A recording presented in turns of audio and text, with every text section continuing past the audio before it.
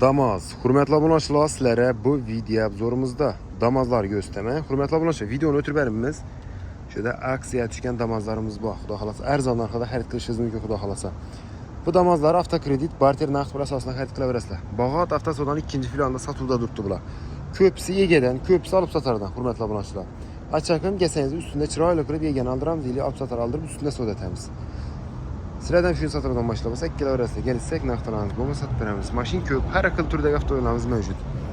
2025 22 ming yurgan kraska toza metan gaz bor. Damas 96 milyon so'm. Metan nomer hamma o'zi bilan 96 milyon so'm.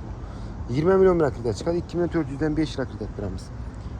2024 shot 0 probek salondan gap turgan avtomobilimiz Bog'ot avtosodada 92 milyon so'm. Xarid qilaverasizlar. 2023 yıl 39 ming yurgan kraskasi toza metan gazlar bor. Damazimiz 86 milyon so'm. 14 milyon bilan kredit beramiz. 2 milyon 300 dan cho'dak turib.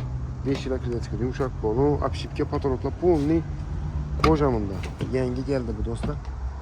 Narxlar kelishiladi. Navbatdagi damazimiz 2025 3 ming yurgan kraska toza benzinda birinchi nomer olingan. Chexol poliki bor. Bahosi 97 milyon so'm. 20 milyon bilan kredit beramiz. 2400 dan chiqadi aktor. 5 yil kredit beramiz. 2021 yil 84 ming yurgan kraskasi toza metan gazi bor. Damaz 70 milyon so'm. 8 milyon bilan kredit beramiz. 2100 dan chiqadi aktor. 5 yil. 2025 birinchi nomer olingan, yumshoq polon qo'yilgan, robnoy top-toza damazimiz 1000 kilometr turibdi. Bahosi 92 milyon so'm. 15 milyon bilan kredit beramiz. 2 milyon 500 dan chiqadi aktor. Avtomobilimiz 5 yil kredit chiqadi. Naqd pul asosida, kredit asosida, barter asosida kelib shu mashlarimiz xarid qilishingiz mumkin do'stlar. Tavsiya qilaman, kelib shu mashlarni xarid qilishingizni kuzatib o'tirganlaringiz uchun rahmat. Kelaverasizlar.